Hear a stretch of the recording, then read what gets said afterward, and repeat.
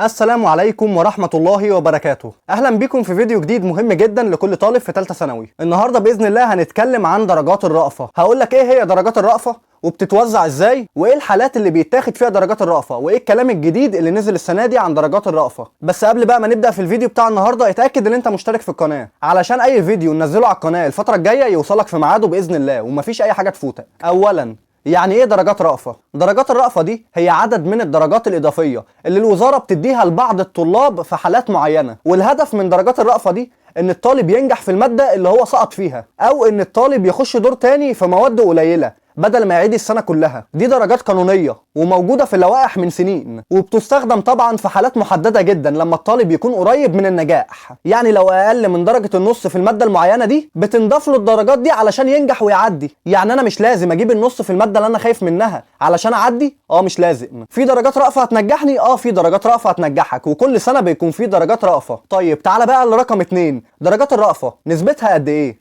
بص، اللي بيحكم درجات الرأفة دي هو نسبة مئوية من الدرجة الكاملة في كل مادة. يعني السنين اللي فاتت كانت النسبة دي 5%، 5% من مجموع كل مادة. دي نسبة درجات الرأفة في السنين اللي فاتت. يعني لو المادة من 80 زي العربي يبقى أقصى رأفة ليها 4 درجات. لكن بقى لو مادة عليها 60 درجة زي الكيمياء والفيزياء والأحياء، درجات الرأفة بقى في الحتة دي هتبقى 3 درجات. لكن بقى السنة دي 2025 في كلام غير رسمي بيتقال إن درجات الرأفة السنة دي هتوصل من 6 ل 10% من المجموع الكلي لكل مادة. انت متخيل؟ وده لان الوقت قليل في كل مادة، والامتحانات كمان بتيجي صعبة، وفي طلبة كتير جدا بتشتكي. ففي كلام بيتقال ان درجات الرأفة هتوصل من 6 ل 10%، مش 5%، ده توصل ل 10% كمان. يعني ممكن العربي درجات الرأفة بتاعته توصل 6 درجات مش 4، والمادة اللي من 60 درجة هتاخد عليها 6 درجات مش 3. طيب النقطة بقى رقم 3، امتى بقى تاخد درجات الرأفة دي؟ ايه ده؟ هو انا باخدها في حالات معينة؟ ايوه بتاخدها في حالات معينة. يعني مش لاقي حد كده؟ مش لاقي حد.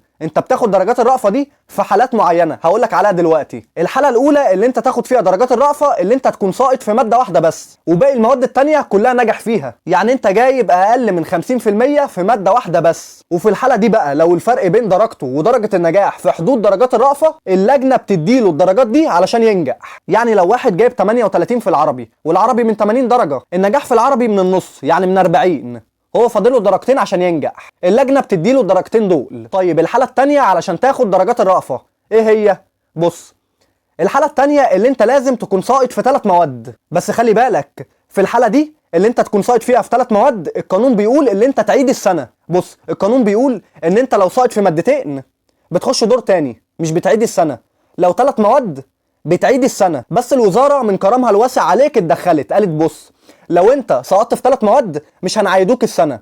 هنعمل ايه؟ هناخدوا مادة واحدة بس منهم، والمادة دي اعلى درجة في ال3 مواد انت جايبها، وهنعدوك في المادة دي بدرجات الرأفة اللي مسموحة ليك. هيتبقى عندك مادتين هتخش فيهم دور تاني. طيب بص، عشان الحتة دي بتلخبط تعال اديك مثال.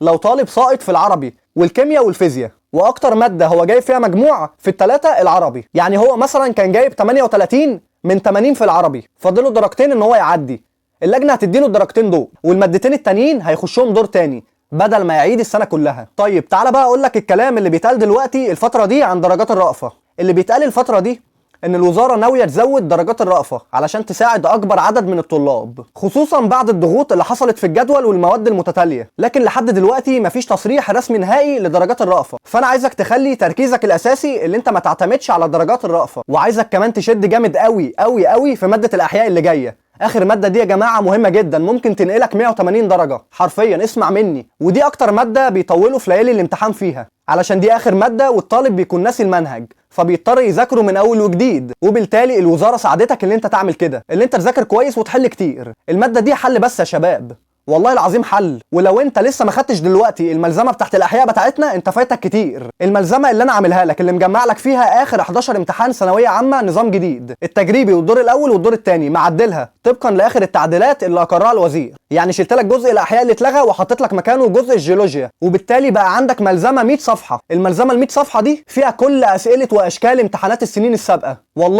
والله كمان مره، دي اقوى ملزمه احياء على مستوى جمهوريه مصر العربيه، لازم تاخدها وتحلها. وطبعا الملزمه دي انا عامل لك عليها خصم 80%. هتقولي طب ليه انت شلت 80% من جيبك؟